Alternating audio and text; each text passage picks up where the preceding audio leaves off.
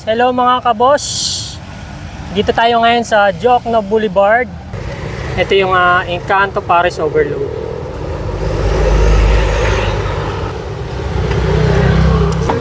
Ate, dalawang barbecue. Dalawang something sa Ano to? Sisig? Magkano yung sisig? 120 rice with one chocolate. Ah, dito na lang. Yung Paris Overload na lang. 190 ba? Yan. Ito yung Paris Overload niya. Meron siyang chicharon bulaklak, lechon kawali, tsaka pinausukang batok ng baboy. So, titikman natin ngayon kung anong lasa. Ayan.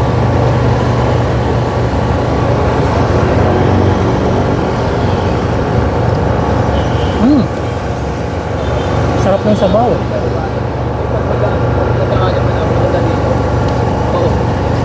Lagyan natin ng chili sauce. Chili oil. Lagyan natin.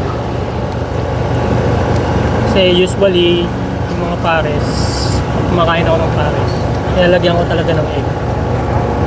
Ito yung egg, lagay na natin. Add tayo ng toyo. Konti lang. Tapos hot sauce. Siyempre, hindi mawawala yan. Favorite ko yung hot sauce. Yan. Haluin lang natin.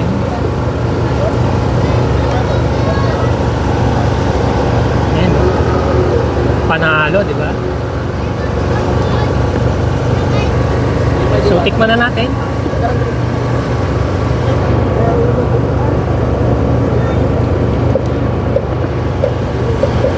Sarap, panalo. Goods to. Tapos may barbecue, tikman din natin.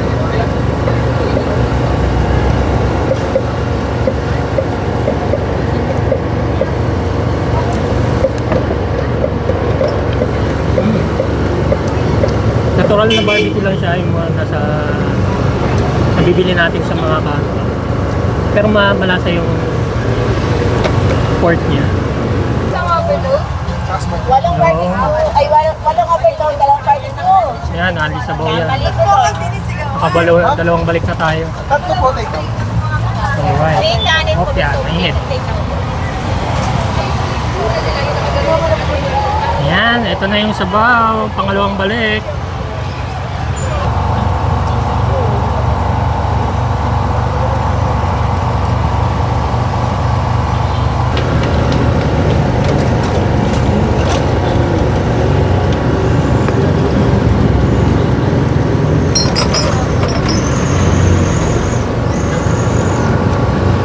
Sarap ng chicharon. Dapat pala may suka.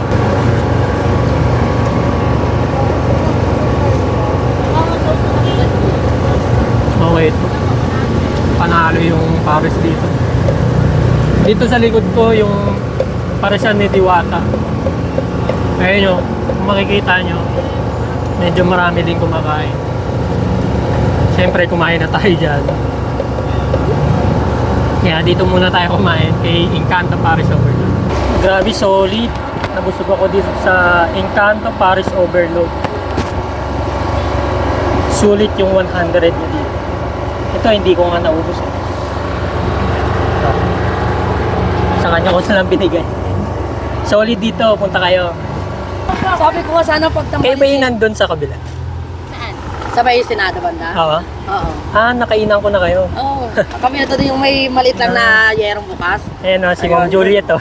Hello po. Nakainan ko na pala sila. Sila yung doon Sabay dati. malapit kami sa may Siya Senado. siya yung may-ari ng Encanto. Ngayon Encanto na sila. Dati sila Pinagtagan doon. lang kami. Oh, yan. Basta Congrats, yung may yerong Mama. na yung may yerong Congrats. bukas. Thank you. Successful. Thank you. Yun yung may-ari. Nakainan ko na pala yun. Pero dati, iba yung lasa ng Paris nila. Ngayon, improvement na.